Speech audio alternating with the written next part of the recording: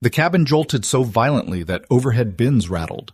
Wine sloshed dangerously close to spilling, and a collective gasp rose from the passengers as the lights flickered. Ryan Carter, gripping the armrest with knuckles white, felt Lily press against him, her small body trembling as the plane shuddered again. He glanced at the seatbelt sign, now blinking in frantic orange, and then at the flight attendant struggling to steady the service card in the aisle. Every instinct in him screamed brace, but he steadied his daughter, instead offering a whispered promise that everything would be all right. In that heartbeat, he realized this was no ordinary turbulence, and he wasn't an ordinary passenger. If you've ever wondered how far a parent will go for their child, hit subscribe and drop a comment below. Share where you're watching from, and let us know what you'd do in row 17B when everything goes wrong. Now buckle up for part 1. Ryan Carter settled into seat 17B with a weary sigh. Lily curled against his side. Her sketchbook balanced on her lap. She drew tiny airplanes mid-flight, breathing life into each whimsical doodle. Her pencil strokes both a comfort and a reminder of why they were on this red-eye. A cheaper fare meant she could see the specialist in Greensboro first thing tomorrow morning. Across the aisle in 17C Victoria. Blake stared out the window without seeing anything beyond the inky night sky. She'd booked her ticket under a pseudonym to avoid the buzz of corporate fallout after her company's drone navigation scandal, but fate had other ideas. Ryan's jeans were worn thin at the knees, his hands rough from years of wrenching engines and fixing broken machinery. His hoodie bore the faded insignia of the Air National Guard, a chapter he'd closed when Lily was born, swapping flight suits for late-night rideshare shifts to make ends meet. Now, Alice, his granddaughter's name. No, his daughter's name? Lily. Lily's quiet voice brought him back.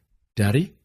Do you think the sky listens? She asked, tilting her head so that her goggles slipped, revealing eyes too wise for her 6 years. He chuckled softly. I think it hears when someone cares enough to shout.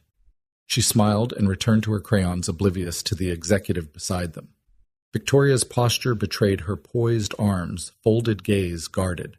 She watched Ryan help Lily tuck her sketchbook away before extracting a small tattered bear from her backpack, one-eared, mismatched button eyes, and offering it to her father with a trust he didn't believe he deserved. A flight attendant's cart clanked past as Ryan nodded in apology, stepping aside to let her through. Lily reached out in gratitude, her tiny voice carrying across the aisle. Thank you, mister. Victoria's eyebrows lifted ever so slightly at the sweetness in Lily's tone. Ryan caught her eye and shrugged. No words needed. Soon after takeoff, everything settled into the hum of cruising altitude. Lily closed her eyes, lulled by the engine's steady drone. Ryan watched her chest tightening with protective love. Across the aisle, Victoria unfolded her tablet, but didn't touch it. Instead, she studied the father-daughter duo as though reading a book she couldn't put down, impatient to save herself, yes, but mesmerized by their quiet resilience. Midway through the flight, Lily awoke with a start. Her tiny hand pressed against her chest. Daddy, my heart's racing. Ryan tapped the medical alert device clipped to her wrist. Just a scaring dream, sweetheart. I'm right here. He stroked her hair, and the world beyond melted away. No scandal, no ruined company, no guilt or regret. Just a man and his daughter suspended miles above the earth. Victoria glanced once more at her watch, then at the aisle, where Ryan cradled Lily's trembling form. She realized she had never seen such vulnerability in a person who did not demand it or expect pity. In that moment, her steel-edged reserve softened. The cabin lights dimmed for the overnight cruise. Ryan whispered a lullaby Lily had learned from her mother, a melody he feared he'd forgotten. Lily drifted back to sleep, her breath evening out. Victoria hinged slightly in her seat, curiosity overcoming her caution. She leaned in and offered a soft, "Good night, Lily," as if the child were her own niece. Ryan met her gaze with a nod of thanks that felt more profound than any apology. Minutes later, as the plane settled into darkness, Victoria tapped Ryan's shoulder. He turned surprised. She offered a faint smile and a single word, "Thanks." He blinked, but said nothing. The silence spoke volumes. Tonight, among a dozen rows of strangers, 2 lives intersected in row 17. Ryan, the single dad who'd left the sky behind, and Victoria, the CEO, running from her own failures. Neither knew how this journey would end, but both felt the faint stirrings of hope, born from an unexpected bond cradled between the hush of engines and the vulnerable heartbeat of a daughter who believed in the magic of flight. No one in 17B or 17C could guess that this was only the beginning of a story that would haunt headlines and redefine heroism at 30,000 feet, one turbulent night away from disaster. They would discover that sometimes the greatest rescues happen when you least expect them. Ryan Carter's knuckles went white against the armrest as the first clunk reverberated through the cabin, an ominous metallic echo that didn't match the steady thrum of the engines. The lights overhead flickered once, then again like a warning light on a dashboard about to go dark. He felt Lily's small hand clamp around his forearm, her fingers cold and trembling against his skin. Across the aisle, Victoria Blake stiffened in her seat, her tablet forgotten in her lap, her executive composure dissolving in the face of uncertainty. Around them, most passengers merely blinked at the minor disturbance, exchanging half-interested glances or stretching lazily as though they'd been jarred awake from a long nap. A woman in row 15 yawned and resumed reading her paperback. A teen in 19G tugged at his earbuds and sighed. To everyone else, it was just another bump in the night, a fleeting hiccup on the long journey from Denver to Greensboro. But for Ryan, the vibration was a gut punch of recognition. His years flying C-130s in the Guard had taught him that machines don't hiccup, they warn. He glanced down at Lily, nestled against him beneath the flickering light, her eyes wide and frightened in the half-dark. "Daddy?" she whispered, voice quavering. "What was that?" He swallowed, forcing calm into his voice. "Probably just the landing gear retracting a bit," he said, though he knew it didn't sound convincing. He pressed a reassuring kiss to her forehead and squeezed her hand. Nothing to worry about. But no sooner had he spoken than the cabin lurched again, a sharper jolt like the fuselage itself was protesting. Victoria's head shot up. Her eyes, sharp and alert, darted toward the flight attendant's station. "What was that?" she asked, voice hushed but urgent. The attendant was crouched behind the service cart, righting cups and napkins, her crisp uniform a stark contrast to the chaos. He said it was just a minor mechanical issue, a passenger near Victoria mumbled, as if repeating a mantra to stave off panic. Ryan didn't trust mantras. He had been 32,000 feet over hostile territory when a single clunk meant the world was about to go very wrong. Every training scenario, every sleepless simulation came rushing back. He had a split second to decide: be a frightened dad, or be the man who had once steered transports through flak and fire. He chose neither panic nor passivity. He straightened in his seat, turning slightly so that Lily faced him in profile. Her eyes were wet with fear. "Lily?" He murmured, voice low and steady. "Look at me." She met his gaze, tiny pupils dilated in the dim. "I need you to listen closely. Everything's going to be okay, but I need you to stay still and keep breathing with me, all right?" A single nod. Then her small chest rose and fell in rhythm with his own. He drew in a controlled breath 2 seconds and 4 seconds out, and she mirrored him. Together they breathed through the tremor, building a fragile calm in the eye of a mechanical storm. Victoria watched this father and daughter ritual with growing respect. She'd booked the flight to escape scrutiny, to hide in plain sight. Tonight she found herself exposed by circumstance, not choice. Her corporate shield offered no protection here. She glanced at Ryan's scarred temple, the mark of a life spent storming through crises, and felt a flicker of gratitude for his hidden strength. Then came the third clunk, louder, more insistent, a rolling beat that vibrated straight through the floor panels. Overhead bins rattled, an olive-skinned baby behind them bawled. The flight attendant barked, "Please return to your seats."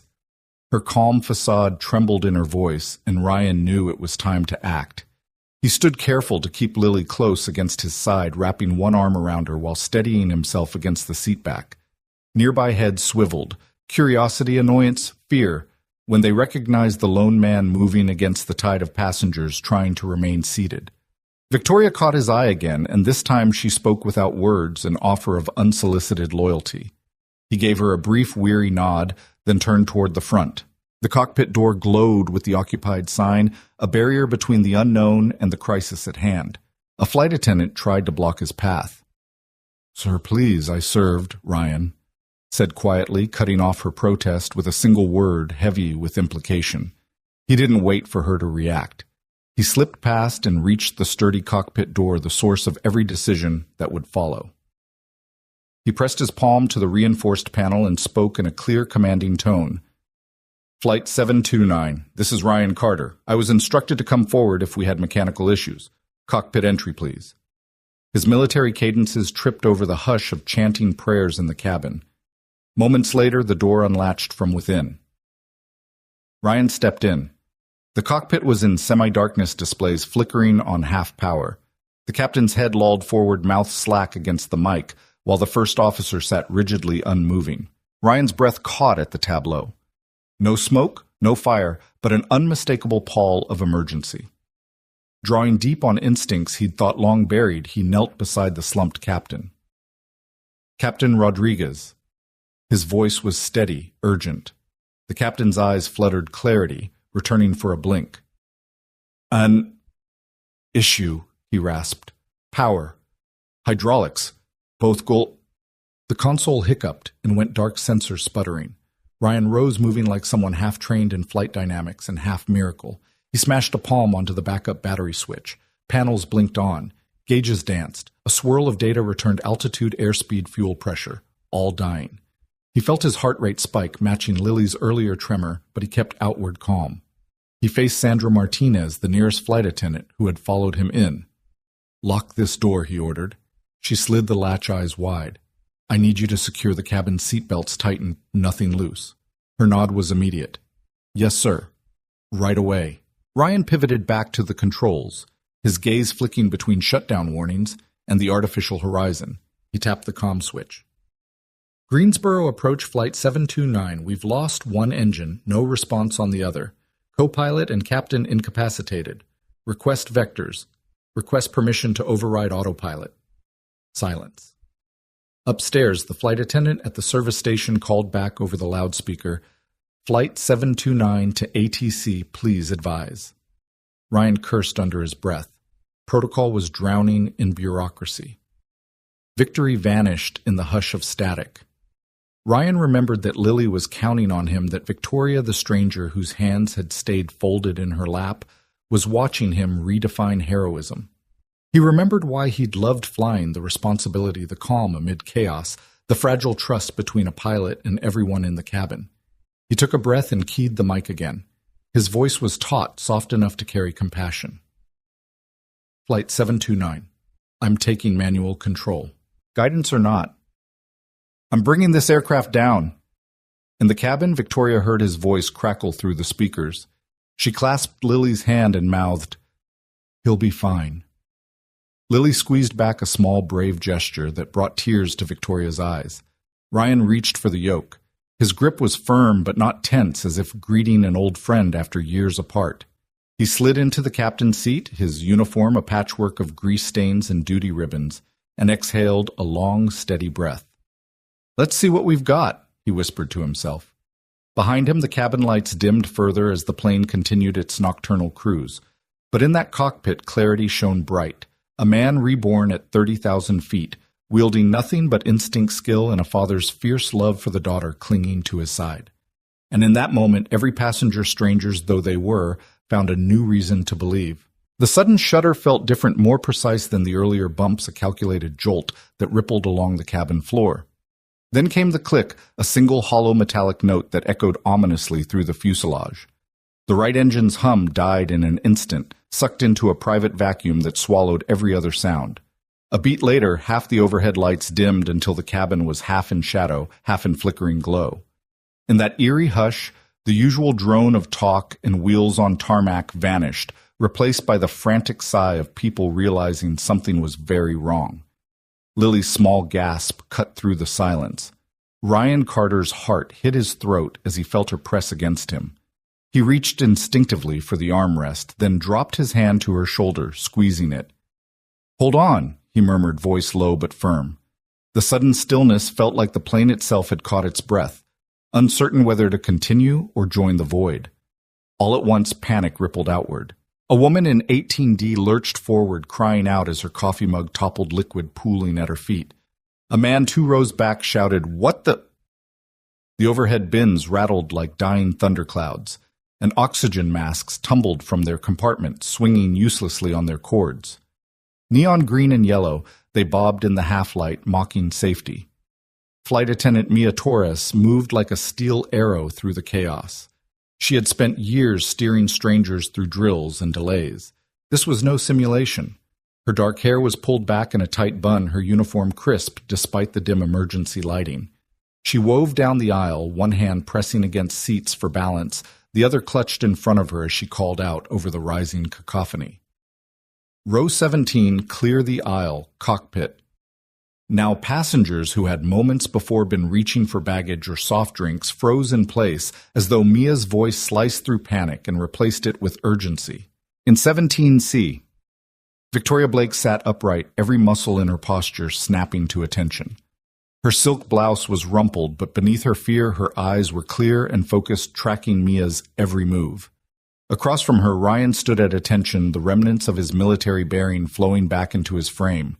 He caught Victoria's eye for a split second, a flash of shared understanding that this was no longer a red-eye comfort flight. This was a moment carved from necessity, demanding instinct and resolve.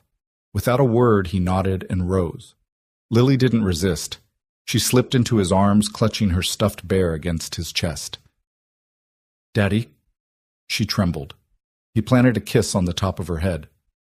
"I'm right here, sweetheart," he assured her, then laid her gently across his lap as he pivoted into the aisle. The plane pitched again, a slow drop that twisted ribs and rattled tray tables. Ryan braced one hand against the seat back, the other securing Lily. He caught a glimpse of the captain's door at the front, its small indicator light blinking red with the word occupied. He knew that Mia needed him up front. He needed to see what had failed, how deep the damage went. Victoria rose behind him, sliding past seated passengers without hesitation. Her tablet clattered to the floor, forgotten, as she placed a steadying hand on Ryan's shoulder. "I'm with you," she said, voice firm enough to anchor him, even though her own chest heaved.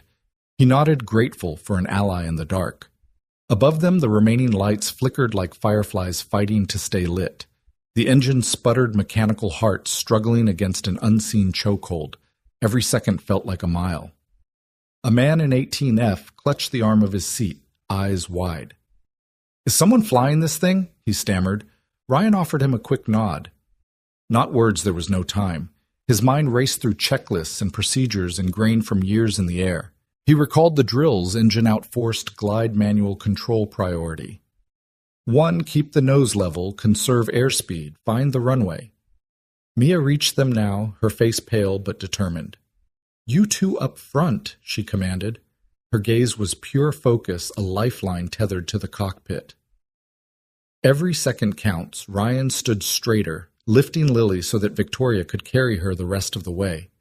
Lily's tiny arms clung to her father's neck. "Daddy." "The sky is silent," she whispered. "It's listening," he replied, voice calm in the collapse of normalcy. He kissed her cheek, then handed her gently to Victoria, who wrapped her arms around the child, as though protecting precious cargo. Ryan knelt quickly to buckle Lily's seatbelt across Victoria's lap, no time for ceremony, but enough to keep her safe. Victoria locked eyes with Ryan. "Go," she urged. "I'll get her settled." He nodded in gratitude, then rose to stride down the aisle, each step a promise of action over despair. Passengers parted like curtains. Glances of fear mingled with hope as Ryan passed. A teenage boy offered him a hesitant thumbs up. An elderly woman murmured a prayer. He acknowledged them with a brief inclination of his head, solidarity in crisis. As he reached the cockpit door, Mia pressed a stabilizing hand on his shoulder. "Godspeed," she whispered. He met her gaze. "See you on the other side," he said. She ducked back into the cabin just as he pressed his palm to the door's keypad. The latch clicked and he stepped into the quiet storm of the cockpit.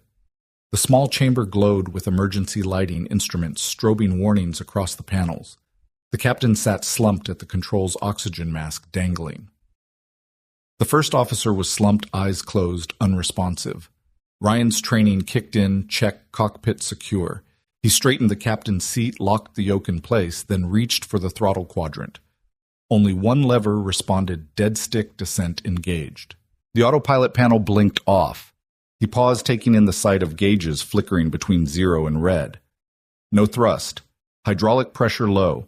Cabin altitude climbing. His heart pounded. Somewhere behind him, the hum of panicked voices in the cabin rose and fell like distant waves. He switched to the radio. Greensboro approach flight 729. Captain and first officer incapacitated. Request immediate vectors and priority for single-engine approach. The static reply was slow to come, but he held the mic steady. Reply, please respond. A crackling voice finally broke through Flight 729. We read you. Confirm only one engine. You are cleared for... The message cut off as radio turbulence overwhelmed the line. Ryan's jaw set. He toggled frequencies, finding a direct military band.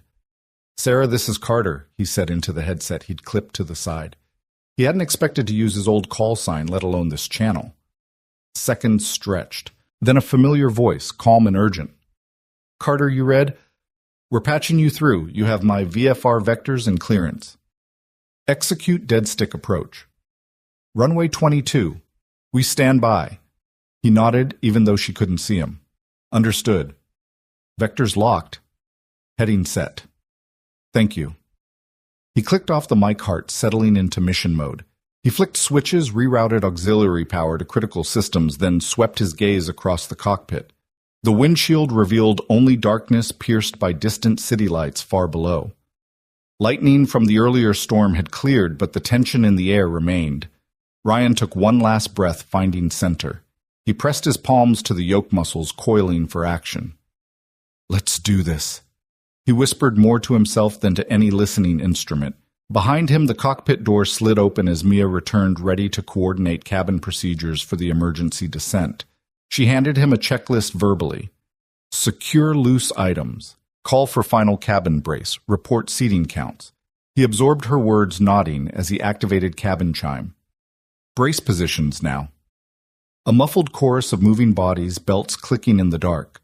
Ryan felt the plane shiver as it began its unpowered glide, and for the first time since the engine died, he embraced the silence not as an absence, but as a new kind of signal, one that demanded every skill he'd thought lost to time. And in that cockpit at 30,000 feet with the world rushing up to meet him, Ryan Carter reclaimed his purpose. A broke single dad in row 17B. No more. He was once again the man who could fly them all home. The cockpit door groaned as Ryan Carter pressed against it, the heavy metal hissing open to reveal a tableau of controlled chaos in dim red emergency light. Instruments flickered, alarms muted, but urgent warning lights blinking like nervous eyes.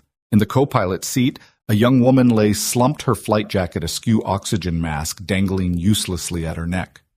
The captain, an older man with silver hair and creased features, rested face down on the control yoke, his chest rising and falling in shallow gasps. Neither stirred as Ryan crossed the threshold, Lily's tin-white bear clutch bouncing at his hip as he knelt by the co-pilot's side. "Sir, are you all right?" he called gently, tapping his shoulder. The woman stirred, eyelids fluttering, but her eyes never focused.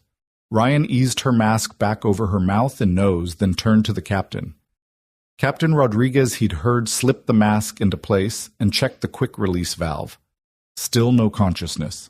He straightened, heart pounding, not with fear, but with a familiar rush of purpose. A voice behind him broke the low hum of emergency sirens in the cabin. Ryan Sandra Martinez, the lead flight attendant, crouched at the open door, her uniform sharp, despite the flashing lights. Dark curls escaped her bun, and her brown eyes bore the fire of someone who'd seen trouble, but never like this. "What's happening?" she asked, breathless. He rose into the glow, pulling off his hoodie and revealing the olive-green shirt beneath. The broad patches across his chest were a telltale hint, an Air National Guard insignia faded, but still recognizable. "I need you to help me secure them," he said, voice steady. "They're alive, but we've got minutes before cabin pressure goes critical." Sandra's gaze flicked between Ryan and the two unconscious pilots. She swallowed hard, taking a shaky step forward. I can get the medical kit. Do you want the first aid pack?" "Yes," Ryan replied, his tone shifting to command a tone he'd used countless times on dusty desert airstrips. "And lock that door behind you. No one else enters until I give the all clear." Nodding. Sandra sprang into motion, closing the cockpit door behind her with a soft click and racing to the aft panel to retrieve the crash kit. Ryan moved to the co-pilot seat first, testing for a pulse. It was faint, but there. He opened the overhead light, illuminating medical clamps and oxygen cylinders. With practiced efficiency, he checked the co-pilot's airway, administered a quick flow of oxygen, and massaged a prosthetic stimulator. The co-pilot coughed tight-lipped, then groaned as consciousness seeped back. "Stay with me," Ryan urged gently. The co-pilot's eyes blinked open confusion, swimming before clarity. Sandra knelt beside them, handing over gauze and mask. "She's stable for now," Ryan said, voice softening slightly. "We'll need her to monitor cabin pressure once we get it under control." He moved swiftly to the captain, shifting instruments out of the way as he applied the same techniques. Captain Rodriguez coughed a raspy sound that echoed off the metal bulkheads and sat bolt upright, eyes wild, until they landed on Ryan's uniform patch. Carter, the captain, rasped, voice thick. "What are you—" "No time, sir," Ryan said, guiding Rodriguez by the shoulders until the captain's mask covered his face. "Sit back. We need you to stabilize the controls if I can get the engines back online." Ryan placed the captain carefully in the co-pilot's seat and slid into the captain's position, the black leather creaking under him. The yoke was cold, the array of switches unfamiliar in their severity, but beneath his palms it felt reassuringly solid. He spoke into the intercom. "Flight 729 to cabin, your crew is responding. Return to your seats, keep belts fastened, and prepare for possible descent. Sandra, can you confirm life support systems?" Her voice crackled back. "Oxygen cylinders pressurized, portable unit functional. Cabin pressure holding at 14,000 feet equivalent." Ryan exhaled, nodding, even though she couldn't see him. Then he reached to the left console, flipping the power selector to AUX, bypassing the damaged generators. Sparks flickered along the panel. Warning lights danced, then a soft hum as auxiliary power bank engaged. Gauges flickered to life, hydraulics at 40% cabin altitude, blinking but stable. It wasn't much, but it was enough. He flipped on the captain's radio and found the emergency frequency pre-programmed into a toggle. "Greensboro Center. This is Flight 729 Captain speaking, Carter, formerly guard.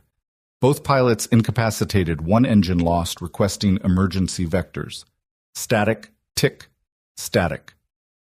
Then a crisp voice answered, "Flight 729 Greensboro Center. Reading you.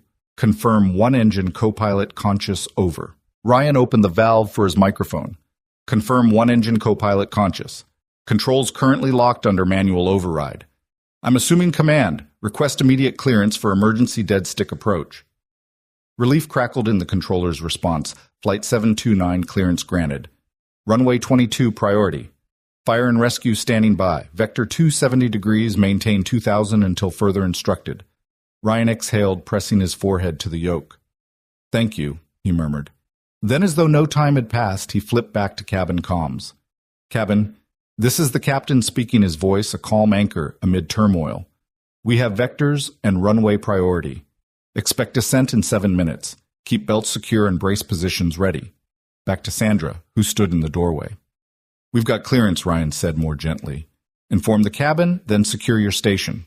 Tipping his head toward the co-pilot seat, he saw Rodriguez nodding off.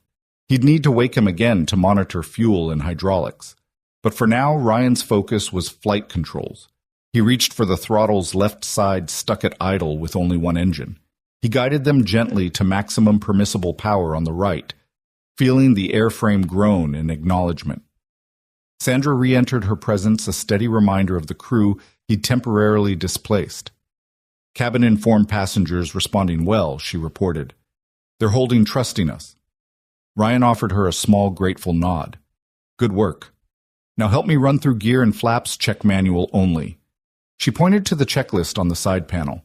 Together they ran through every line flap set to 20 degrees gear, locked down with emergency extension handle trim fields adjusted for a glide speed of 140 knots. The wind buffet against the windshield intensified as they began the slow descent, cloud layers parting to reveal distant runway lights glittering like a beacon. "That's runway 22 at 10 o'clock. "Low," Ryan murmured, scanning the horizon. Fire crews are lit up on the left shoulder. "Hard to miss." Sandra's eyes shone with awe. I never thought I'd say this, but I'm glad you're up here. She swallowed the rest. I was terrified. He paused, surprised by the honesty. In another life, he'd have offered a dry military quip, but here in the hush of cockpit emergency lighting, he could only speak human truth. I need you to trust that we can do this, he said simply. Keep the cabin calm. I'll keep this bird in the air. She nodded, returning to her station as he focused back on the instruments. The plane glided now, one engine humming a defiant tune against altitude and gravity. Ryan traced each gauge like a lifeline, coaxing the fuselage toward the runway. Inch by inch, foot by foot, propelled by adrenaline and decades-old skill he'd once thought lost. In that moment, engines silenced two pilots down a flight attendant's unwavering support, and a bleeding array of warning lights. Ryan Carter reclaimed his purpose. The cockpit's eerie glow felt like home, every switch and lever a familiar friend. He guided the plane on a path carved by experience, not automation, by instinct, not instructions. And somewhere in the cabin, Victoria Blake held Lily close, her gaze fixed on the cockpit door, trusting the man who'd walked through it. In the hush before descent, in the tempest of system failures, a single dad-turned mechanic had become the captain once more, ready to draw on every ounce of training, every ounce of courage to save them all. Ryan Carter's hands trembled only for a moment as he reached up and flipped the autopilot switch into the off position. Immediately, the cabin lurched, a steel groan rippling through the fuselage as the redundant systems winked out one by one. The twin engines, one long, silenced the other. Sputtering its last ceased their final moan, and the cockpit lights flared before settling into an ominous half-darkness. Ryan inhaled sharply, then exhaled, letting every ounce of tension drain from his shoulders. There was no longer an automated hand steadying the yoke. He was alone, relying on years-old muscle memory to keep this wounded aircraft aloft. Below him, the altimeter began its steady tick downward. He guided the yoke forward just enough to maintain a gentle nose-down attitude. Too steep a dive would bleed off airspeed. Too shallow, and they risked a stall. He eased into the trim wheel, his fingers deftly adjusting the stabilizer plane so the aircraft's weight would continue its powerless glide toward Greensboro. The cabin lights flickered again, then settled into a subdued red that made the cockpit feel both sacred and foreboding. Flight 729, he keyed the mic voice, calm but edged with gravity. We are offline, requesting last known vectors for runway 22. Over. Static filled the earset. He toggled frequencies, cycling through emergency channels, military guard bands, even the handheld radios in the cabin, anything that might patch him through. All he heard was hiss and crackle. The only coherent reply came through his co-pilot's headset, now attended by Captain Rodriguez's recovering lungs. Hold flight 729. Stand by.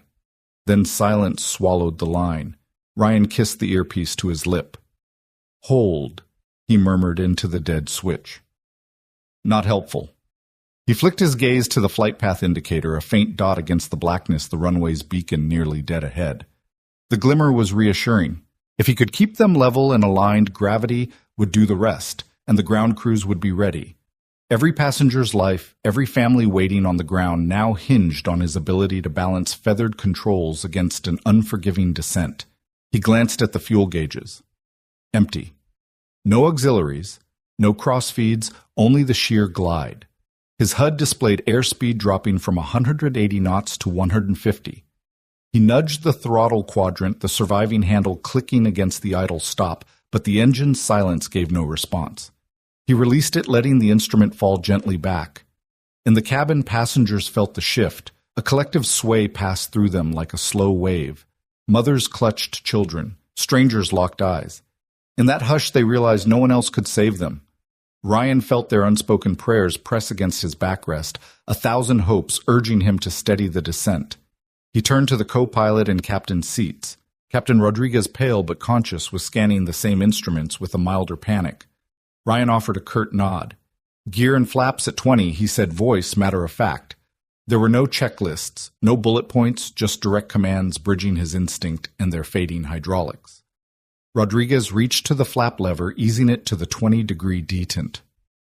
Sandra Martinez, the flight attendant turned assistant, entered with a medical kit in hand before retreating to secure the cockpit door.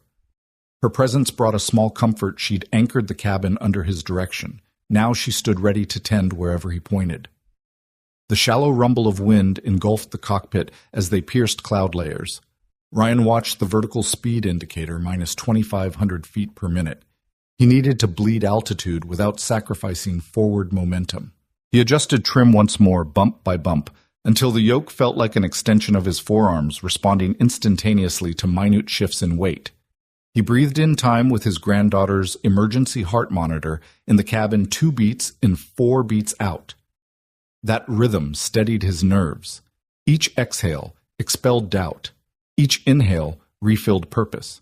He reached for the center console and pressed the cabin intercom. Cabin crew prepare for dead stick approach. Brace positions now. He heard movement. Seatbelts snapped, carts latched.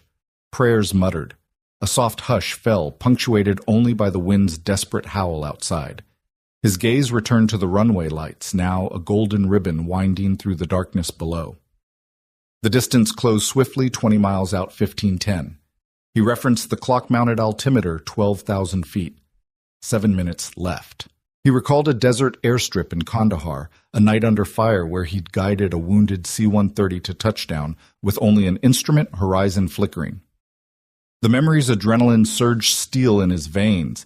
He hadn't flown in a decade, but the cockpit's metal cradle reignited something ancient, the promise he made to protect no matter the cost. Greensboro Center. He radioed, voice sharpened. Flight 729 on final. Altitude 10,000 descending. Do you copy? We need confirmation of emergency clearance. This time, a crisp reply. Flight 729, you are clear. No other traffic in your approach path. Emergency crews alerted. Priority landing authorized. Attention eased in his chest at that crucial word clearance. Not permission, but certainty. There would be runway fire trucks, paramedics. For once he wasn't alone in this descent.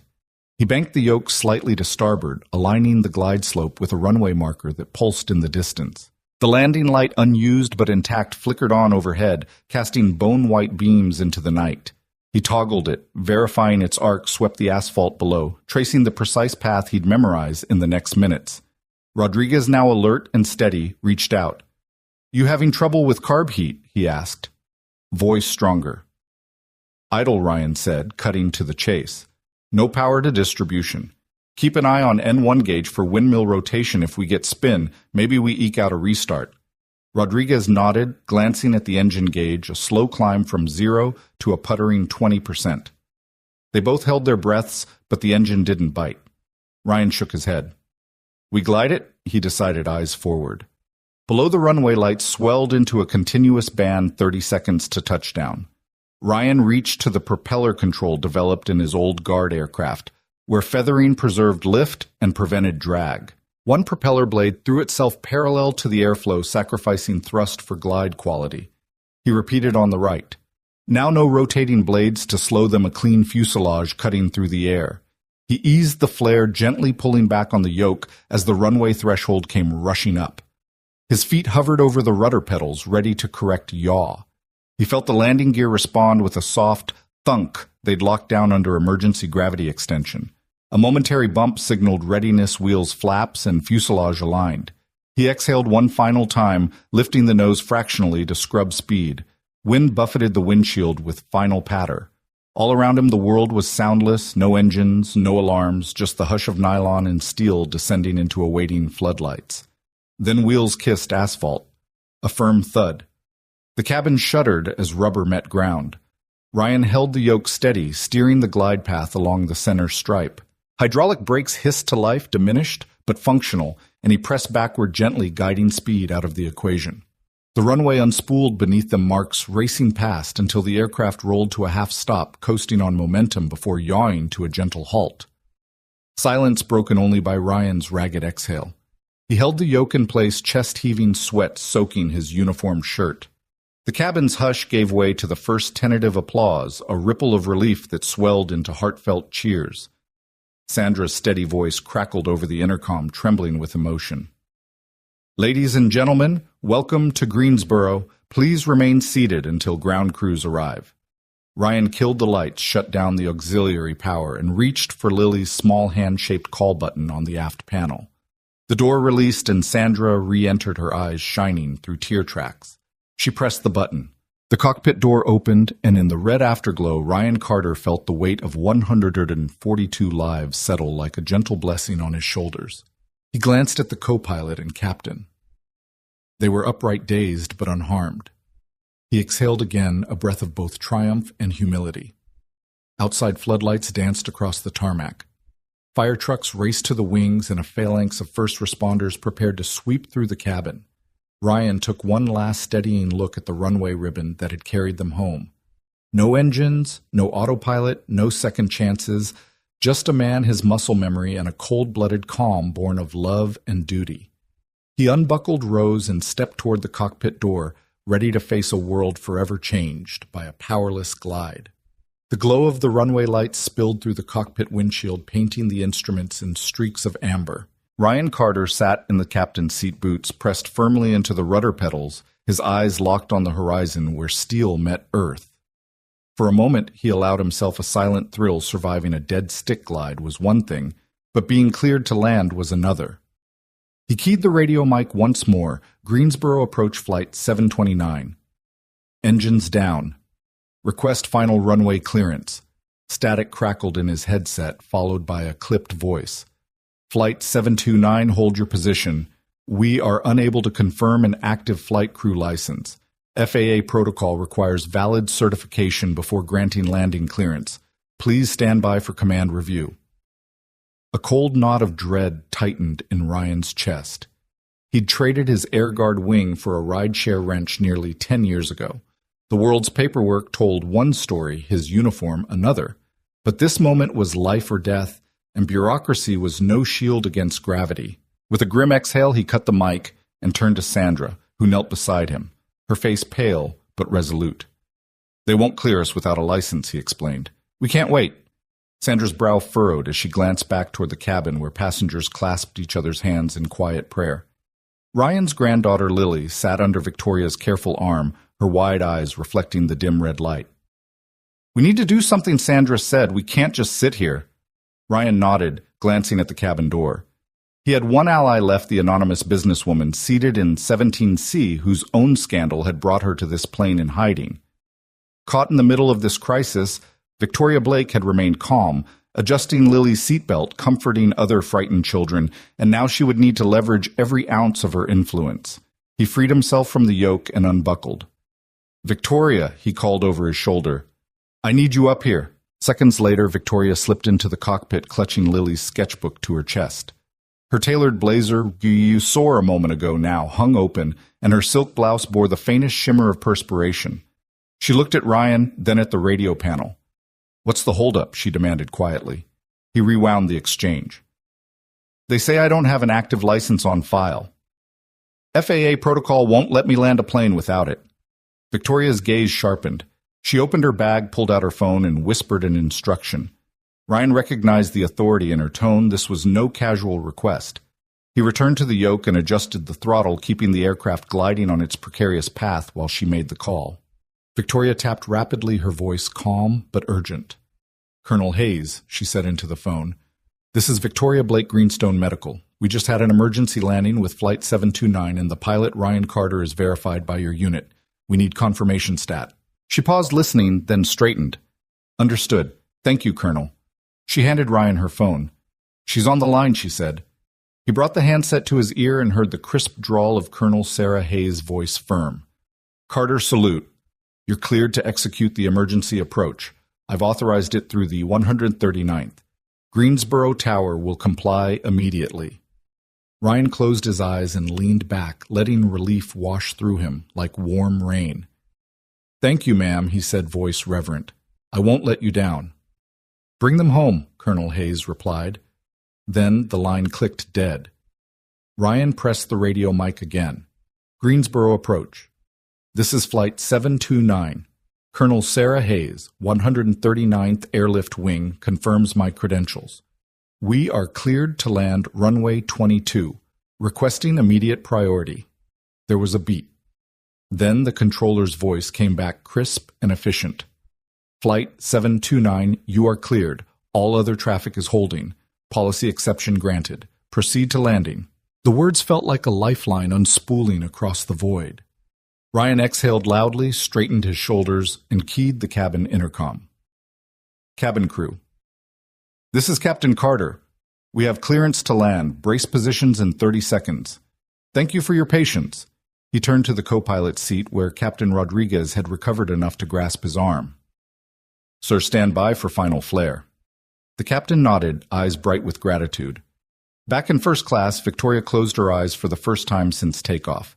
She let the tension drain, then opened them with renewed resolve. She felt Lily's tiny hand slip into hers and squeeze gently. We're almost there, she whispered. Ryan guided the glide path more precisely now, banking slightly to align with the runway's edge lights. The plane's metal frame creaked with the strain, but held together just as they would, he assured himself. As the runway lights blazed beneath them, he prepared for the final sequence flare touchdown brakes. The runway was a promise in the dark, but the moments leading to it were lived in stark clarity. Here we go, he murmured, pulling gently back on the yoke. The nose rose fractionally, the airframe kissed by the wind as the wheels met the tarmac. A firm thud, the entire fuselage jolting through to the cabin floor. Ryan held the yoke steady, guiding the plane down the centerline, the runway unspooling like a golden thread. Brake handles engaged. Spoilers burst open, shearing off lift. The plane decelerated, the deafening roar of tires on the runway, replaced by a soft hiss of hydraulic systems re-engaging. When the aircraft rolled to a complete stop, Ryan killed the auxiliary power and sat in the sudden hush sweat glistening on his brow. He pressed a hand to his chest where his heart thudded a triumphant rhythm. Over the intercom, Sandra's voice came trembling but triumphant. Ladies and gentlemen, welcome to Greensboro. Please remain seated while ground crews board. Ryan exhaled the weight of every second lifting from his shoulders. He unbuckled and stood hands spread on the yoke as though saying goodbye to an old friend. Beside him, Captain Rodriguez placed a hand on his shoulder. Thank you, the captain said, voice thick. I owe you my life. Ryan shook his head. We all did our part. He turned to the cabin door and cracked it open. Outside, floodlights raced toward the plane, fire trucks and ambulances forming an arch of red and blue. He glanced at Victoria in the first row, their eyes locking in a moment of wordless understanding. Then he walked back into the cabin where every passenger was already on their feet, faces alight with awe and gratitude. He reached Lily's seat where Victoria knelt beside her. All done, sweetheart, he said softly. Lily's blue goggles reflected tears of joy as she threw herself into his arms. Ryan lifted her into a hug, and the cabin erupted into spontaneous applause and ovation, not for a hero in uniform, but for a man who reclaimed the sky when it mattered most. As Ryan stepped down the aisle, Sandra appeared at his side. Not a bad day's work, she said, smiling through tears. He tipped his head. Couldn't have done it without you. At the rear of the plane, Victoria caught up to him, still holding Lily. She pressed a hand to his forearm.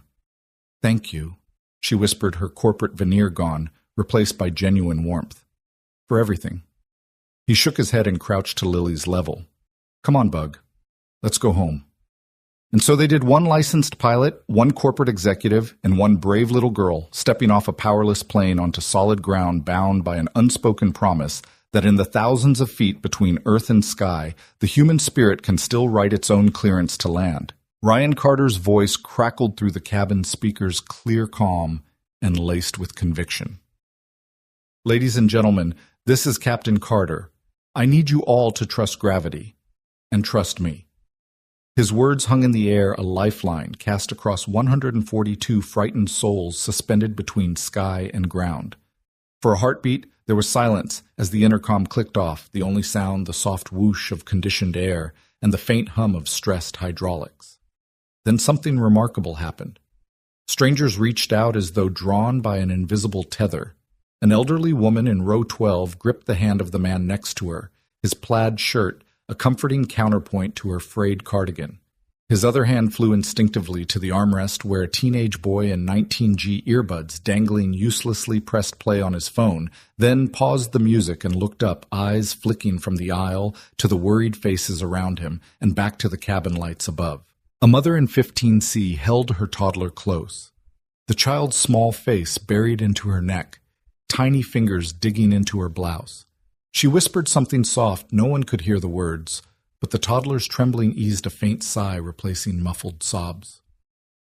Victoria Blake sat rigid in 17C until Carter's message touched her. Her silk blouse was damp with sweat, but her posture softened. She slipped Lily from her lap and cradled her tightly brushing strands of hair from the little girl's pale forehead. Lily's goggles reflected the panoply of emotion swirling around them, yet she clung to Victoria's shoulder without fear because her father was in the cockpit flying them home. In the aft cabin, Maria Gonzalez, a flight attendant from row 23, paused mid-aisle, hand pressed against an overhead panel for balance. She locked eyes with a passenger across the way, a businessman whose tailored suit had seemed out of place just minutes ago. Their gazes held for a moment, a silent communion of survivor's hope, before he slipped his hand into hers, squeezing firmly. "I think I like him," he muttered softly, nodding to the front. Maria smiled without humor, a deep expression of something fierce and genuine. "He'll get us down," she said. "He has to." Nearby, a college student backpack slung over his seat looked at his classmates, dozens of eyes meeting his. He flicked off his earbuds and folded them carefully into his pocket. "No music," he announced, voice steadier than he felt. "Just breathing, okay?" Heads nodded. Faces turned forward, unified by a father's plea rather than a stranger's calm assurance. Even the typically reserved first-class passengers who'd spend much of the flight in silent solitude shared hesitant smiles.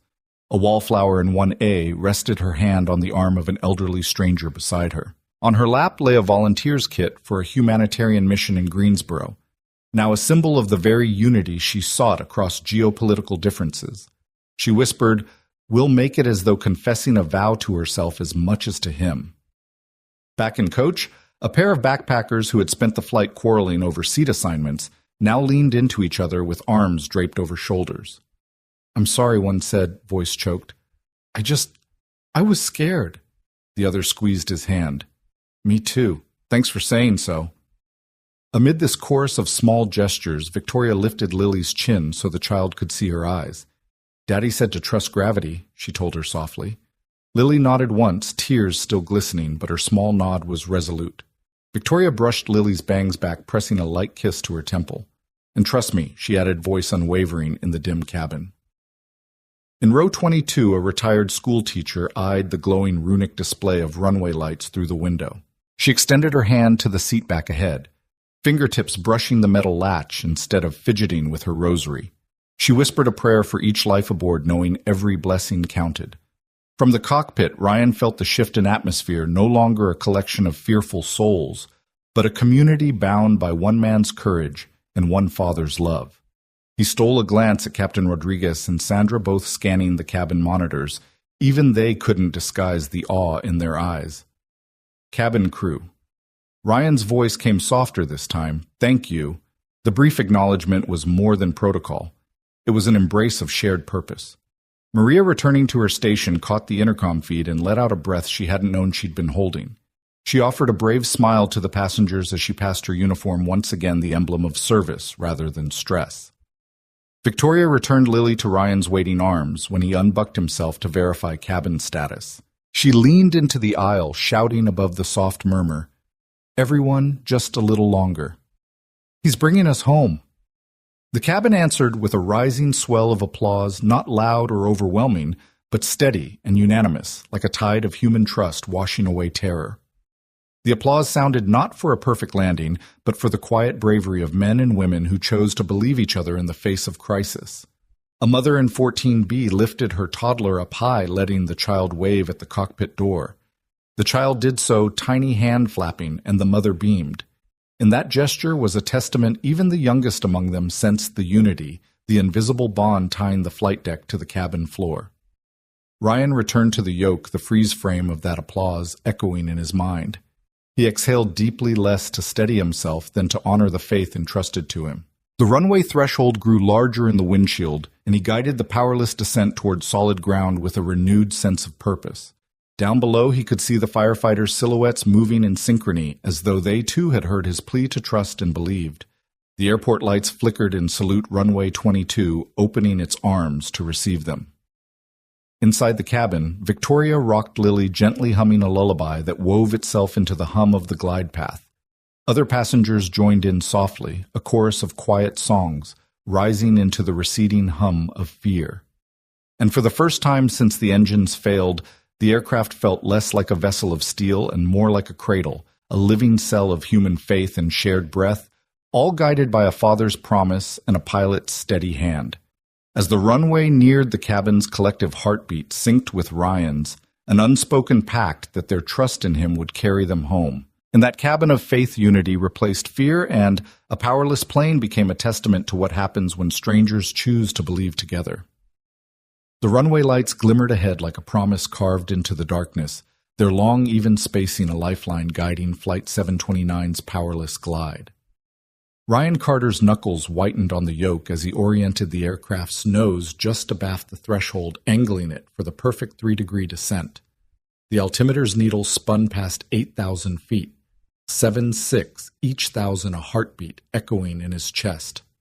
Below him, the tarmac stretched out in a narrow ribbon of salvation, bordered by fire trucks lined up like sentinels, their engines idling in readiness. "Gear down," he murmured, flipping the undercarriage lever.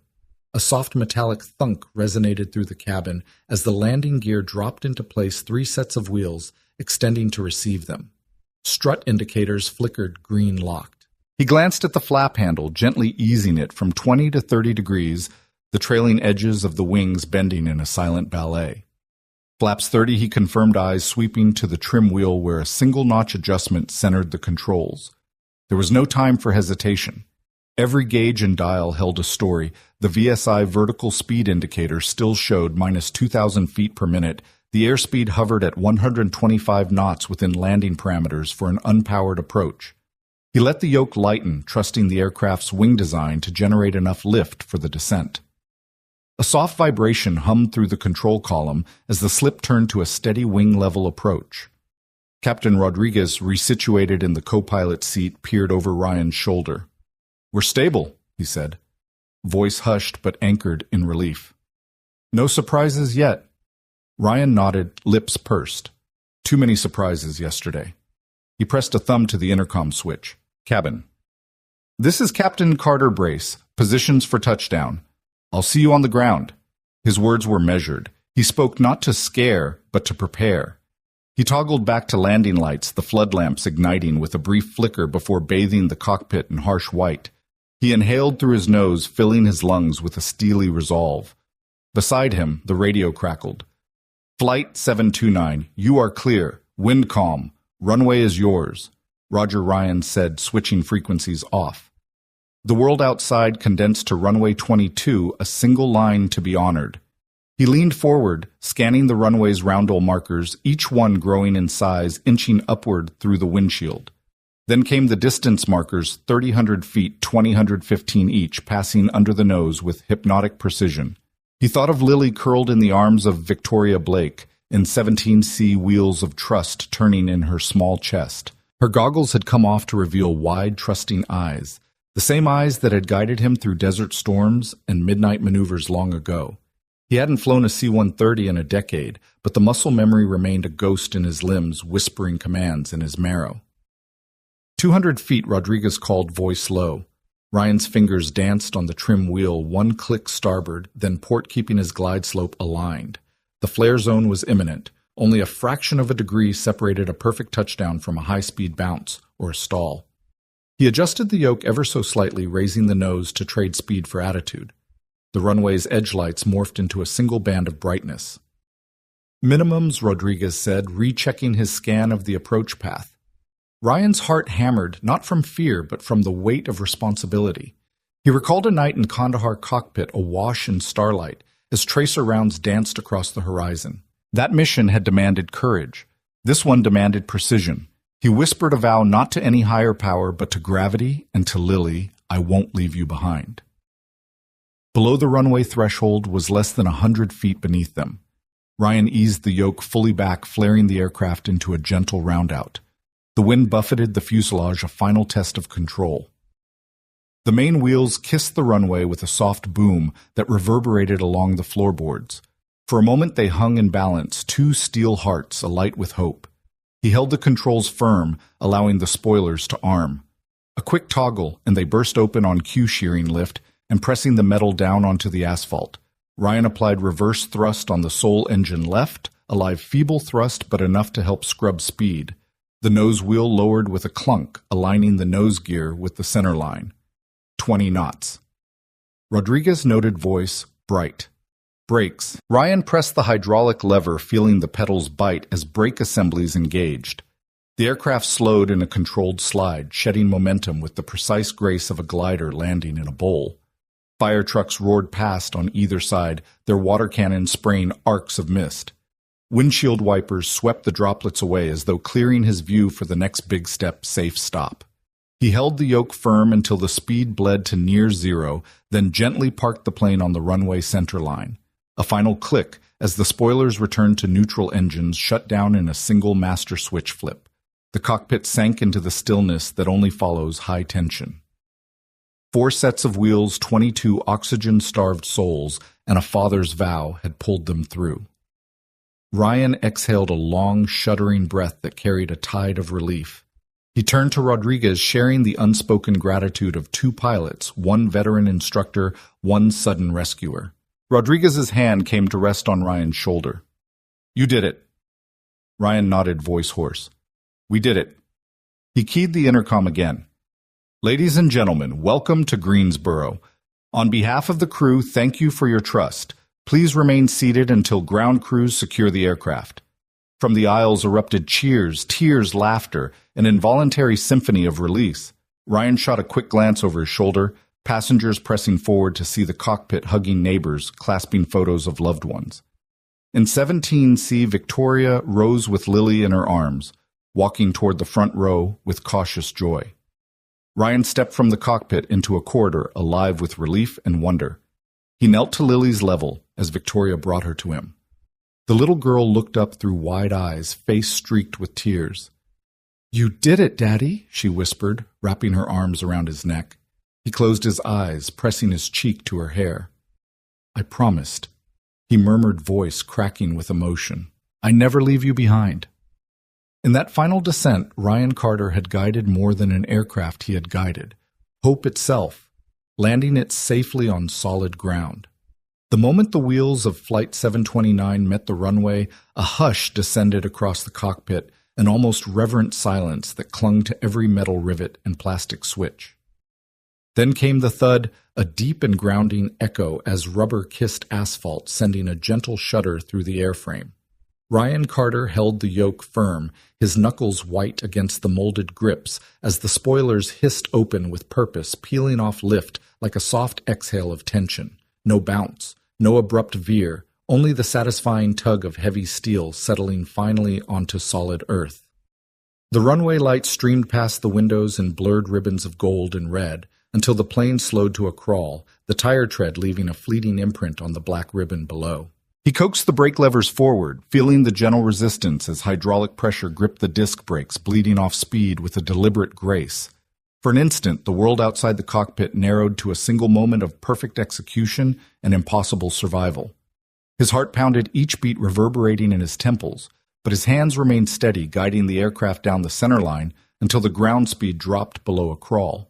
He killed the auxiliary power switch, plunging the cockpit back into a dim calm, interrupted only by the faint glow of standby instrument lights. Then the intercom came alive with a wave of sound that washed through the cabin, spontaneous cheers, claps, sobs of relief, laughter ringing like bells. Flight attendants who had once moved through the aisles with trembling hands now leaned into the seats, their faces alight with awe. Passengers unbuckled in a flurry of motion, hugging strangers, wiping tears, pressing phones to capture the final seconds of an extraordinary descent. Ryan allowed himself a tight smile before exhaling a breath so deep it seemed to carry the weight of every mile flown and every life entrusted to him. He closed his eyes, letting tears mingle with laughter behind their lids. The gargantuan tension that had coiled through him from the moment the engines died dissolved in that exhalation, an emotional release that felt like both catharsis and confession. "Thank you," he murmured into the microphone, voice cracking with raw gratitude. "Welcome to Greensboro. Sandra Martinez, who had stood by his side through every crisis, watched him with an expression of fiercely proud disbelief. She pressed a hand to his shoulder, a simple gesture that spoke volumes. "You did it." He turned, nodding to Captain Rodriguez and the recovering co-pilot, whose hands trembled as they extended toward the controls long enough to kill the remaining systems. Above them, the cockpit door opened as Victoria Blake stepped forward, Lily still cradled in her arms. The little girl's eyes wide with wonder, locked onto her father's face. "Daddy," Lily squealed, her small fingers brushing against his chest as Ryan dropped to one knee to meet her. He swept her into a hug so tight he felt her pulse against his uniform. The cabin's roar dimmed around them, fading into a backdrop of staccato applause and joyful cries. Victoria stood beside them, tears glistening on her cheeks. She reached out, brushing Ryan's hair from his forehead before tucking a strand behind her ear. "You did it," she whispered, voice thick with emotion. "You saved us all." Ryan pressed a kiss to Lily's crown, his voice trembling. "I promised I wouldn't leave you behind," he said, his gaze lifting to meet Victoria's. "And I never will." Behind them, a line of firefighters and paramedics formed along the cabin door, clipboards in hand and flashlights dancing over the fuselage as they prepared to escort every passenger to safety. But for a moment, no one moved. The cabin remained a tableau of stunned gratitude, as if no one dared break the spell of survival they had just lived through. A passenger in row 21. A businessman who had frowned at Ryan's hoodie and grease-stained uniform just hours earlier stood unsteadily removing his tie and throwing it over his shoulder as a makeshift banner. "That was the most incredible thing I've ever seen," he told the flight attendant as he passed, voice still trembling. "I want to thank him." Maria Gonzalez. The young flight attendant who had anchored the cabin with her calm efficiency nodded and pointed toward the cockpit stairs. "Go on," she said gently. "He's here." One by one, passengers surged forward, pressing gifts into Ryan's hands. A child's toy plane, a small bouquet of wildflowers, hastily written notes of gratitude. For Lily, a grandmother in 14B said, pressing a small locket into his palm, "Keep this close." Ryan accepted each token with a quiet nod, emotion flickering in his eyes, as he realized how deeply his actions had touched these lives. He placed each gift on the instrument panel, an altar of gratitude blooming amidst the flickering gauges. Lily handed him a crumpled drawing she had made during the descent. A bright yellow sun over a plane with hearts for windows, the words "My Daddy Saves Planes" scrawled beneath in crayon. He unfolded it carefully, his throat catching as he read her childlike script. "That's my favorite landing gear," he teased her softly, brushing a tear from her cheek. Lily giggled, her small arms looping around his neck once again. Victoria stepped closer, pressing her hand on his shoulder. "We should probably get off," she said, but her voice lacked urgency. This moment was sacred, and no one yet wanted to leave it. He nodded slowly, wiping his eyes on the sleeve of his olive-green shirt. "Let's." Ryan stood Lily bobbing on his hip and faced the cabin one last time. The cheering swelled again, forming a wave of unfiltered joy. He raised a hand in salute, not as a pilot commanding respect, but as a father reclaiming his place in the world.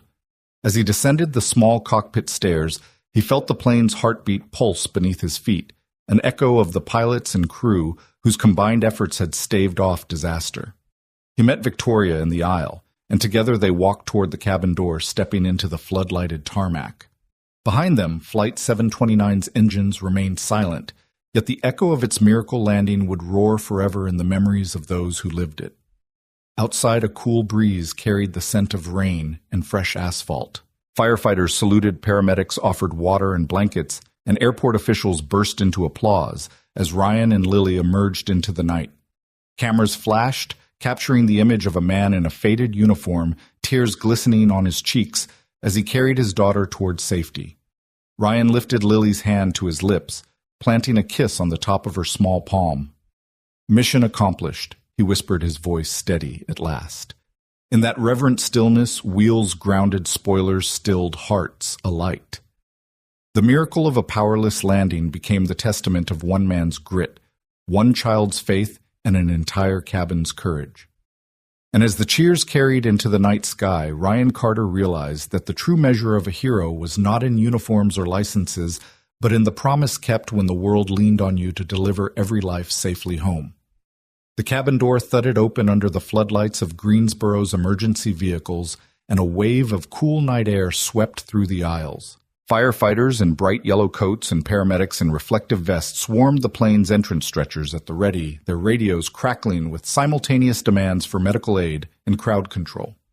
But by the time the first boots hit the steps, the real miracle had already occurred inside, etched on every trembling face and glistening eye. Passengers stepped into the aisle one by one, not as frightened travelers, but as survivors reborn. A young mother helped her toddler down the steps, the child's small hand clenched around hers as the mother's voice shook with gratitude. "Thank you, thank you."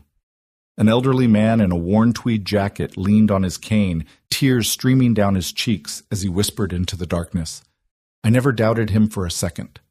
A teenager once lost in music clutched his phone with both hands, silent, now his gaze lifting skyward in awe rather than listening to earbuds. Ryan Carter stood at the bottom of the stairwell. Lily clutched to his chest, her tiny legs wrapped around his waist. His uniform olive-green shirt, engine grease smudged at the elbows, was speckled with sweat and tears, but he looked no less majestic for it. Each passenger who passed paused for a moment at the threshold, offering a broken nod or a wordless thank you before collecting themselves and moving on. In that brief exchange, Ryan recognized something he hadn't felt in years, genuine, unguarded respect. Among the throng, Victoria Blake emerged from the cabin, her designer suit replaced by a simple cashmere sweater she'd grabbed in haste. She held Lily's sketchbook, a keepsake of crayon hearts and smiling airplanes, close to her chest. Reporters and camera crews clustered near the ramp, their lenses drilling into the night, hungry for the next sensational headline. But Victoria stepped deliberately to the front, planting herself between the cameras and Ryan like a shield. A reporter thrust a microphone at Ryan's shoulder. "Captain Carter, can you describe what happened back there? The FAA wants an official statement." Victoria's voice rang out, cutting through the clamor. "No statement," she declared firmly. "This man regains his privacy and his peace of mind. If you want to tell stories, write about the bravery of every passenger who trusted him." The cameras flickered, momentarily silenced by the force of her conviction. Ryan's chest tightened at her defense. He saw in her eyes a fierce protectiveness, a woman who would no longer allow her daughter's hero, nor the pilot she had come to care for, to be commodified. He offered Victoria a grateful nod, then bent to brush a kiss across Lily's warm forehead. The child's eyes shone with unspent wonder as she whimpered, "Did we land safely?" "Daddy?" Lily's voice carried to the paramedics waiting below. One of them stepped forward, concern etched across her face. "Little girl, do you need medical attention?" she asked gently, reaching a hand toward Lily's forehead to check for fever. Victoria straightened her posture, unwavering. "We're fine," she said softly. "Just a bit shaken, but we're okay." The paramedic nodded and stepped back into formation, realizing this family's strength was evident in Lily's calm trust. Behind Ryan, Captain Rodriguez and the first officer watched as passengers disembarked, offering a silent salute to the man whose grit had carried them safely to ground. Rodriguez approached Ryan, respect plain in his eyes. "I've flown dangerous missions," he said quietly, "but nothing demands more precision than a dead-stick approach." Ryan shrugged, humility mingling with exhaustion. "This time it wasn't about precision," he said, voice low. "It was about the promise I made to Lily." He turned, brushing Lily's curls from her forehead as she tucked her chin into his neck. "And I always keep my promises." At the bottom of the ramp, reporters shouted questions. Cameras zoomed in on the glossy sheen of sweat on his brow, and scribbles of notepads begged for headlines. But Victoria stood like a statue, arm outstretched, a red ink "no comment" scrawled across her eyes.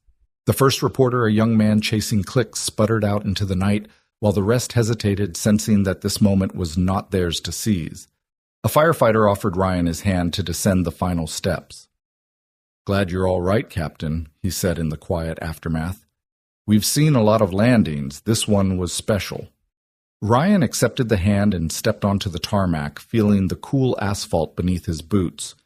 He closed his eyes for a fraction of a second, drawing in the night air as though it were a baptism, the smell of engine exhaust, wet pavement, and freedom. One by one, passengers made their way down the ramp. Some embraced by loved ones waiting beyond the barricade, others leaning on strangers for support. Each connection, the handshake, the tearful hug, the whispered thank you became a testament to what had happened in the air, a cabin transformed by faith, unity, and a man's unwavering determination. At the base of the stairs, Lily slid from Ryan's arms and toddled toward the waiting crowd. Small hands were outstretched, policemen offering candy, flight attendants offering tissues, reporters holding phones, but Lily paused only for Victoria's arms diving back into her lap. Victoria rocked her gently, murmuring, "You were so brave, baby." Lily looked up at her father. "Can we go home now?" she asked, voice both weary and triumphant. Ryan laughed softly, brushing a finger across her nose. "Home," he promised. "We'll go home." A hush fell across the tarmac as Ryan turned to face the assembled passengers and crews. He raised a hand not in military salute, but in simple acknowledgement. The hush shifted into a hum of applause, growing until it echoed off the hangar doors and filled the night air. For a heartbeat, there were no reporters, no cameras, just people lifting their voices in gratitude. Victoria stepped to Ryan's side, placing a gentle hand on his back. "You brought them home alive," she said. "That makes you more than a pilot. You're an unexpected hero." Ryan's gaze lingered on the rescue crews, the firefighters, the paramedics, even the ground handlers standing by. The real miracle, he said quietly, happened inside that cabin, when strangers clasped hands and trusted each other.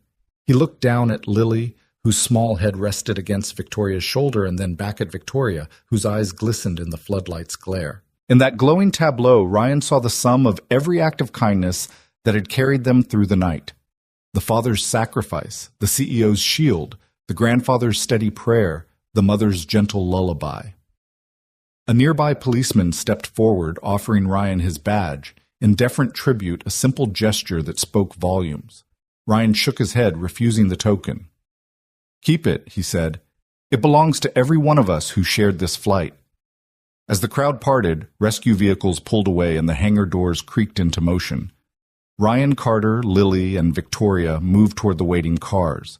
The night sky above them shivered with possibility, as though acknowledging that the bonds forged at 30,000 feet would endure long after the engines roared back to life. Lily tugged at Ryan's pant leg. "Daddy?" she asked in a small voice. "Can we have pancakes tomorrow?" He smiled, ruffling her curls. "Pancakes it is." Victoria slipped an arm through his. "And maybe next time," she said, "we'll ride first class." Ryan laughed, a deep, unguarded sound that carried through the now empty tarmac like a benediction. "Only if you promise to keep me out of the headlines." Victoria grinned. "I promise." Together they climbed into the waiting SUV, an unremarkable vehicle compared to the extraordinary flight they'd survived. As the doors closed and the headlights pulsed into the night, the world watched the unexpected hero, the little girl with unbreakable trust, and the woman who refused to let his courage be exploited. And in that quiet triumph, they all understood true heroism is not born from perfect credentials or flawless records, but from the willingness to step into uncertainty and carry others safely home. The morning sun slanted through Ryan Carter's kitchen window in soft golden beams, painting the scratched Formica countertop with promise. He'd been sipping his coffee black, no sugar, the way he liked it. When the mail arrived, a crisp official envelope stamped United States Air Force. He frowned, setting his mug aside. He hadn't expected anything more than the usual bills and takeout menus since Flight 729's miraculous landing weeks ago. Yet there it was, addressed in precise block letters to Mr. Ryan Carter. Reinstatement. His heart thumped in his chest as he slit the envelope open, careful not to tear the stationery. Inside a single sheet bearing the emblem of the 139th Airlift Wing, detailed Colonel Sarah Hayes' offer. The Air Force was prepared to reinstate him as a C-130 instructor. The letter praised his impeccable judgment under crisis and the grace with which he'd guided a powerless airliner to safety. It concluded with an open-ended invitation. The runway was ready whenever he chose to return. Ryan sat back in his chair, eyes misting as he reread the words. 10 years ago, he'd walked away from military service tired, disillusioned, certain he'd left the sky behind for good. He'd traded flight suits for grease-stained coveralls, teaching himself to fix cars rather than pilots, focusing on keeping his daughter Lily grounded rather than airborne. Yet here it was a second chance written in ink and ceremony, reminding him that the sky still held his name. He thought of Lily humming a melody in her room down the hall, a tune she'd made up after listening to the engines die. Her laughter had buoyed him through that powerless descent, and her quiet faith in him had lifted him above every doubt. Now he would need to tell her that the world expected him back in the cockpit. He folded the letter carefully and tucked it into his jacket pocket, rising to pour himself another cup of coffee he wouldn't drink until he spoke with his daughter. Across town, Victoria Blake surveyed the brightly lit conference room at Hearth Haven Community Center, where rows of tiny workbenches had been set up for tonight's launch of the Lily Flight Lab. Model airplane kits lay unassembled on each bench. Balsa wood wings, rubber band motors, simple tools engraved with the program's name in Victoria's sleek corporate font. Volunteers in green aprons moved briskly, adjusting overhead string lights and festive banners that fluttered like wingtips in the summer breeze. Victoria took a deep breath, smoothing the front of her blouse, as she prepared to address the gathered family's underprivileged kids from every corner of the neighborhood, accompanied by parents, guardians, and teachers. She recalled the hullabaloo of media attention that had followed Flight 729's landing headlines that had painted her as a corporate magnate turned reluctant hero one scandal away from irrelevance. Tonight she intended to reclaim her story, to channel that attention into something enduring, a spark of hope for children who might never otherwise glimpse the freedom of flight. At 6:00 p.m., sharp Victoria stepped onto a makeshift stage, a simple riser adorned with the Lily Flight Lab logo. She tapped the microphone console. The chatter in the room subsided, replaced by eager anticipation. A young boy in the front row fiddled with a chunk of balsa wood while his sister traced the lab's name in colorful cursive on her palm. "Good evening, everyone." Victoria began, her voice warm but steady. "Welcome to the first session of Lily Flight Lab." She paused to allow smiles to spread. "This program is dedicated to my daughter Lily, who inspired me to remember what it feels like when you believe in someone's wings before they even know they have them." At the mention of Lily's name, a ripple of excitement went through the children. "We're not here to write resumes," Victoria continued, glancing at the eager faces. "We're here to build dreams one wing at a time." She walked among the benches, lifting up a completed model from the volunteers table. "These airplanes may be small, but they carry big ideas, persistence, creativity, teamwork. And just like any real airplane, they need a good pilot, and that's you." A hush fell as she invited the children to choose their kits. Tiny hands darted forward and the room buzzed with activity. Victoria moved off stage to a side table where Ryan stood waiting, letter in hand. He'd arrived early, cheeks flushed with the same excitement that gripped the kids. The scent of fresh-cut wood and paint hovered in the air. Above them, a mural of hot air balloons drifted across the ceiling, each balloon bearing a painted heart. "Ready?" Victoria asked, offering him her arm. He smiled, nodding, and together they stepped into the current of eager energy. Ryan knelt beside a bench where Lily and two new friends were puzzling over a kit's instructions. He unfolded the letter and placed it on the table as a silent testament to the day's promise. Dad Lily squealed, tossing her goggles onto his head. She wore her pilot's scarf, hand-me-down from the flight attendant who'd served as Ryan's makeshift co-pilot during landing. "Let's build ours first." She dove into the balsa strips, her small fingers guiding them like practiced hands. Ryan watched, her pride swelling. He opened the letter, face up, and Victoria leaned over to read the colonel's signature. "Well," she said softly, "it looks like the Air Force wants you back." He dropped a wing spar into place and looked up. "I got their offer," he said, voice quiet. "I don't know what to do." His gaze flicked to Lily, shaping wood with the same focus he'd once used to shape flight plans. "She's happy here. We're happy here." Victoria nodded, understanding. "You have that second chance," she said. "But you also have this chance." She gestured around the room, the laughter, the teamwork, the simple joy of flight model assembly. "We're giving kids a shot they'd never get otherwise. You're doing that right now." Ryan exhaled. He traced the colonel's signature with a fingertip, then folded the letter slowly. "I never thought I'd see another flight suit," he admitted. "But maybe I can do both." His eyes found Lily's as she coaxed a rubber band motor into place. I want to teach again, he said, half to himself, half to the universe. But I also want to build this program with you. Victoria smiled, her pulse quickening at the prospect. We can make that happen, she promised. You'll be our chief flight instructor here, too. Imagine after-school sessions led by the man who saved Flight 729. She winked, and a few parents overheard exchanging glances of eager approval. Lily looked up at the two of them, crayon hearts gleaming in her notebook beside the letter. Can I learn to fly real planes, Daddy? She asked, hope shining in her eyes. Ryan reached for her hand, brushing his thumb over hers. In time, Bug. In time. Over the next hour, families teamed up to craft tiny fuselages and wings, guided by Ryan's steady encouragement and Victoria's organizational flair.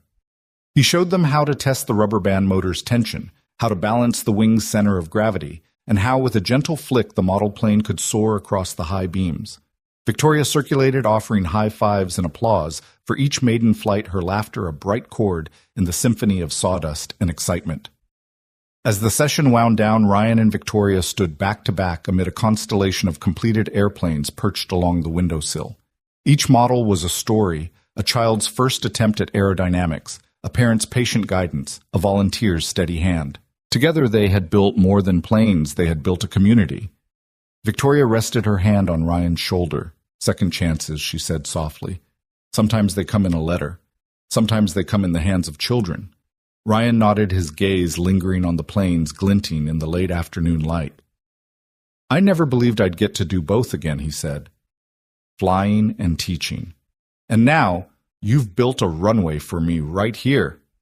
They smiled side by side in that bustling, hopeful room, knowing that their partnership, born of crisis at 30,000 feet, had transformed into a promise on the ground.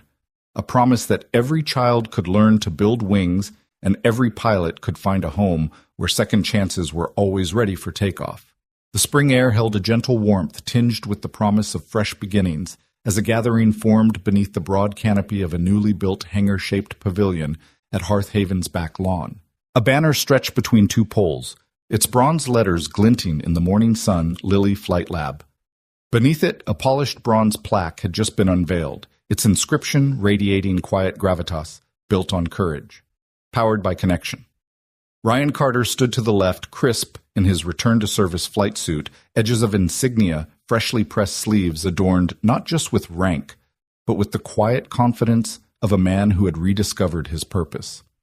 To his right, Victoria Blake wore a tailored blazer in soft spring green, her smile reflecting both the grace of leadership reclaimed and the warmth of a heart healed by shared mission. For over a year, what had begun as a small workshop with 6 model kits had blossomed into a full-fledged engineering and flight education center serving hundreds of underprivileged children each month. The pavilion behind them rang with laughter and the hum of conversations as volunteers in matching smocks guided tiny hands in constructing paper and balsa airplanes, calibrating rubber band motors, and testing gliders beneath the wide eaves. Everywhere the spirit of Flight 729's miracle landing fluttered in the air, carried on the wings of possibility. As the last drape fell from the plaque, Victoria reached forward, brushing a hand across its gleam. Every letter in this plaque, she said, voice rich with emotion, is a testament to what can happen when faith meets courage and when a community chooses to lift each other skyward. She stepped back, allowing Ryan to speak. He inhaled deeply, glancing down at Lily, now nearly 7, perched on a podium step beside him. Lily wore her flight goggles pushed up into her curls, her wide eyes scanning the smiling faces of children, parents, and neighbors gathered to celebrate. In her hand, she held a paper glider bright white with her name written in bold letters, and she stood ready to release it into the warm breeze. Ryan's voice rang out over the quiet murmur. When I first sat in that disabled cockpit, he began cupping his hand around the microphone. I was a man who thought he'd left his past behind, an ex-Air Guard instructor turned mechanic, certain that Earth was the only home I'd ever know. But one flight changed everything. A powerless glide brought me to the realization that some missions don't end at touchdown, they begin there.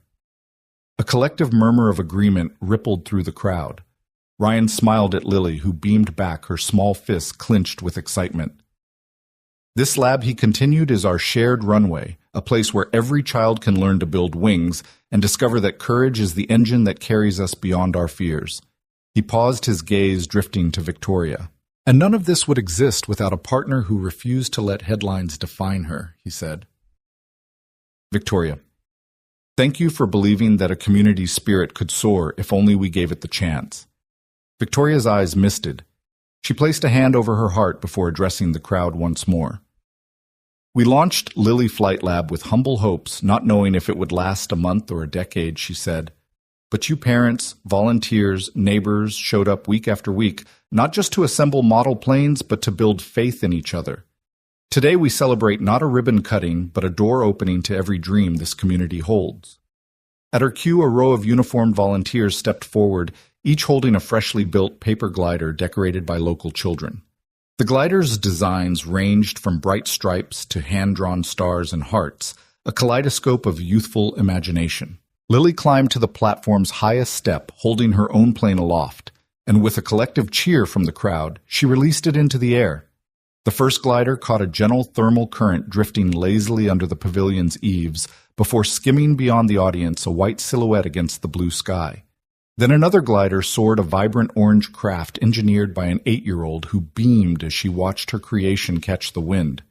One by one, dozens of planes lifted in unison their glides, weaving through the air like a flock of colorful birds embarking on an impossible journey. Lily laughed, clapping her hands in delight as her father swept her into his arms. Ryan turned with her, sweeping his other arm around Victoria so that the three stood like the living embodiment of the plaque's promise.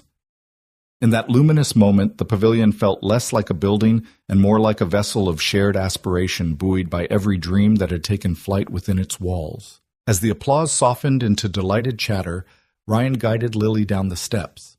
A group of aspiring young engineers pressed close, notebooks in hand. Captain Carter. One girl called, "How do you make sure the wings don't break?" Ryan knelt beside her, brushing a stray curl from her forehead. "Balance," he explained gently. "Distribute the weight evenly and make sure your rubber band motor isn't too tight.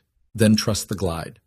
He winked and the girl rushed back to her bench pencils, dancing across the page as she sketched design notes. Nearby, Victoria greeted parents whose children had found new hopes here, an 11-year-old with learning differences now proud to show off a meticulously built glider. A teen who had never imagined a college scholarship now chatting excitedly about aerodynamics. A single mother who'd come merely to volunteer and had discovered a renewed sense of purpose. Victoria found herself beside Marisol, a volunteer teacher. "Look at what's happening," Marisol whispered, gesturing at the swirling gliders. "It's like they're not just flying through air, they're flying through doubt, fear, everything that held them down." Victoria nodded, tears pooling in her eyes. "And they'll carry that with them," she replied, "long after the planes land." As the sun dipped lower, painting the horizon in brushstrokes of rose and gold, Ryan and Victoria walked to the pavilion's edge. Behind them, the center's new community garden thrived with spring blooms, another testament to growth born of compassion. Children chased gliders in the grass, their laughter echoing against the evening sky. Ryan tilted his head toward Victoria. "You think he's ready?" he asked, indicating Lily, who now hopped alongside her friends. Victoria smiled, tugging gently on Lily's hand. "He's always been ready," she said. "He just needed a reason." He glanced at the plaque one last time, built on courage, powered by connection. He exhaled, a quiet laugh escaping. "We did that," he said, voice thick with emotion. Victoria leaned her head on his shoulder. "No," she countered. "They did. Every child, every volunteer, every parent. We just opened the door." They stood together, two figures bound by extraordinary circumstances, watching the next generation of flyers claim the sky as their own. Beyond the pavilion, a single plane cruised overhead, an ordinary commuter flight engines humming, unaware of the lives it contrasted with. Yet for Ryan and Victoria, that distant roar was less a sound of routine travel and more a reminder of every heartbeat that had carried them here. When Lily ran back, brandishing yet another glider adorned with rainbow stripes, Ryan ruffled her hair. "You did it, kiddo," he said. Lily laughed, tossing the plane skyward. "We did it, Daddy." Victoria joined them, arms linking as the glider arced high into the twilight. In its graceful flight, they all saw their reflection, a community lifted on wings of courage and connection, bound for horizons they'd only just begun to explore. And in that moment, beneath the warm glow of the setting sun and the ever-watchful eyes of the bronze plaque, Ryan Carter and Victoria Blake knew they had not only landed a plane and saved a cabin, but had charted a new course for every spirit yet to soar. The future was theirs to build one wing at a time.